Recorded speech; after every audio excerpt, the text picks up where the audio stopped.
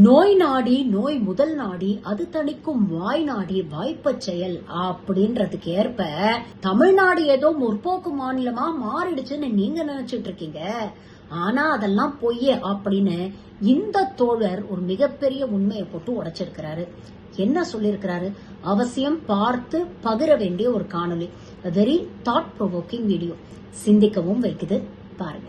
நோய் நாடி நோய் முதல் நாடி அது தணிக்கும் வாய் நாடி வாய்ப்பச் செயல். நான் திரும்ப திரும்ப சொல்றது ஒரே ஒரு விஷயம் தான். இந்த தமிழ்நாட்டை வந்து முற்போக்கு மாநிலம், சுயமரியாதை மண், பெரியார் மண், பகுத்தறிவு மண் அப்படி இப்படிங்கிற மாதிரியான ரிட்டாரிக்ஸ் பேசி பேசி அந்த பபுள்குள்ளேயே சுத்திட்டு இருக்காதீங்க. அதை விட்டு வெளியில வந்து தொலைங்க. தமிழ்நாட்டோட பொது கலாச்சாரம் அப்படிங்கிறது பார்ப்பனிய, ஆணாதிக்க, ஜாதியவாத பிற்போக்குத்தனங்களால நிறைஞ்சிருக்கிற ஒரு கலாச்சார அமைப்பு முறை தான்.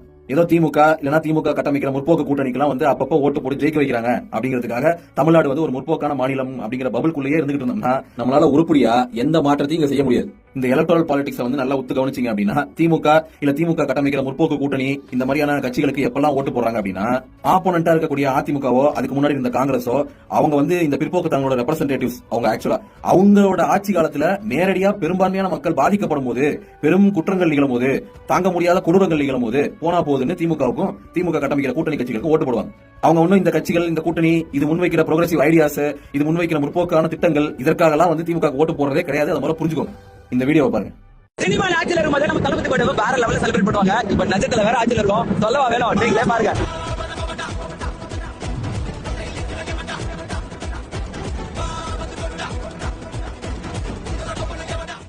எப்படி பால் குடம், மண் சட்டி, தீச்சட்டி, காவடி தூக்குறது, தீ மிதிக்கிறது எல்லாம் எதுக்கு? நம்ம அண்ணனோட பிறந்த நாளுக்கு. எல்லாம் ஒன்றும் புதுசு இல்ல. எம்ஜிஆருக்காக பச்சை குத்திட்டவங்க, ஜெயலலிதா அம்மா வந்து ஜெயிலுக்கு போனப்ப மண் சோறு சாப்பிட்டவங்க, அந்த வருஷம் தான் இதுவும்.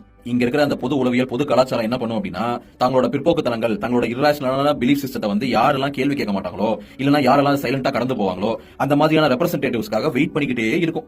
அந்த மாதிரியான ஒரு ரெப்ரசன்டேட்டிவ் தனக்கு எமோஷனலா கனெக்ட் கொடுக்கக்கூடிய ஒரு ரெப்ரசன்டேட்டிவ் வந்து நின்ட்டாங்க அப்படின்னா, டாப்னு ஓட்ட போட்டு அவங்களை சிஎமாக்கிடும். ஒரு கிறுக்கு கேள்வி கேட்பாங்க. அப்படி பார்த்தா பிஜேபி தானே வரணும்னு.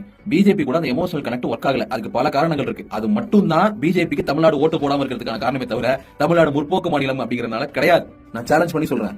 எந்த கட்சி சார்போ, எந்த அமைப்பு சார்போ, எந்த இயக்க சார்போ இல்லாத காமனா இருக்கக்கூடிய பொதுமக்கள், சோக்கால் பொதுமக்களை நான் முற்போக்கு பிரச்சாரம் பண்றேன், பகுத்தறிவு பிரச்சாரம் பண்றேன், நான் வந்து சயின்டிபிக் டெம்பர் வளர்க்க போறேன், இதுக்கான ப்ராசஸ்ல இறங்குறேன், வந்து நீங்க எல்லாம் வந்து கலந்துக்கணும் அப்படின்னு கூப்பிட்டு இத்தனை பேரை வந்து சேர்த்துக்க பார்க்கலாம்.